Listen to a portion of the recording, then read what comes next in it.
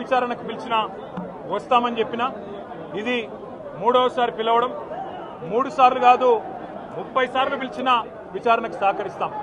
మా మీద కేసులు బనాయించి మమ్మల్ని ఇబ్బంది పెట్టి కమిషన్లు వేసి మమ్మల్ని ఏదో ఇబ్బంది పెట్టినంత మాత్రాన వేధించినంత మాత్రాన ప్రజల తరపున ప్రశ్నించడం బంద్ చేస్తామనుకుంటే అది కాంగ్రెస్ ప్రభుత్వం యొక్క అవివేకం అజ్ఞానం అవుతుంది తప్ప ఇంకోటి కానే కాదు. పెద్దలు కేసీఆర్ గారిని పెద్దలు హరీష్ రావు గారిని కాళేశ్వరం కమిషన్ ముందు కూర్చోబెట్టి మీరు పైశాచికానందం పొందొచ్చు. ఇవాళ ఏసీబీ ముందుకి విచారణకు పిలిపించి కొంత మానసికంగా రాక్షసానందం పొందుతూ ఉండవచ్చు. అవసరమైతే అరెస్ట్ కూడా చేస్తారు కావచ్చు. కానీ ఒకటి పక్క తెలంగాణ కోసం గతంలోనే జైలుకు పోయి వచ్చిన వాళ్ళం. హైదరాబాద్ బ్రాండ్ ఇమేజ్ను పెంచే ప్రయత్నంలో భాగంగా హైదరాబాద్ బ్రాండ్ని కాపాడే క్రమంలో తీసుకున్న ఒక నిర్ణయం వల్ల మళ్లీ జైలుకు పోవాల్సి వచ్చినా భయపడేది లేదు. ఒకసారి కాదు 100 సార్లు అయినా జైలుకు పోతాం. కానీ వదిలిపెట్టాం కాంగ్రెస్ ప్రభుత్వాన్ని, కాంగ్రెస్ పార్టీని.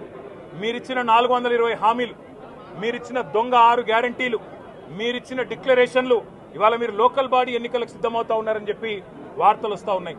రేవంత్ రెడ్డి గారు నిన్ను మొత్తం రాష్ట్రంలోని బీసీ వర్గాల ప్రజలందరూ గమనిస్తున్నారు.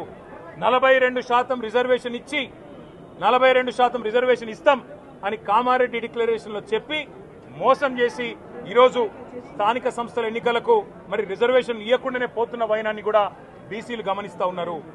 రైతు బంధు పేరిట ఎలక్షన్ బంధుగా మార్చి ఎలక్షన్లు వచ్చినప్పుడు మాత్రమే రైతు బంధు వేస్తున్న విషయాన్ని రైతులు గమనిస్తున్నారు. నెలకు 2500 ఎగ్గొట్టిన విషయాన్ని ఈ రాష్ట్రంలోని మహిళలు గమనిస్తూ ఉన్నారు. 2 లక్షల ఉద్యోగాలని చెప్పి నువ్వు చేసిన మోసాన్ని ఈరోజు రాష్ట్రంలోని యువత గమనించింది. కాబట్టే నీ దగ్గర చెప్పుకోవడానికి సమాధానం లేదు, చెప్పుకునేందుకు ఏమీ లేదు.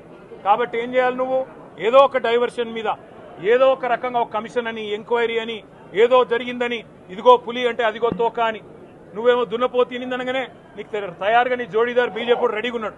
నువ్వు దున్నపోతు తినిందనగానే వాడు దుడ్డని కట్టేయని వాడికి వస్తాడు.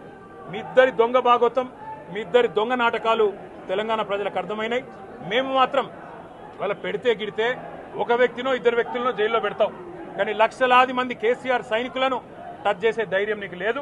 తెలంగాణ ప్రజలకు రక్షణ కవచం లాగా ఆనాడు ఉన్నది టీఆర్ఎస్ఏ, ఈ రోజు ఉండేది బీఆర్ఎస్ఏ, రేపటికి కూడా స్వీయ రాజకీయ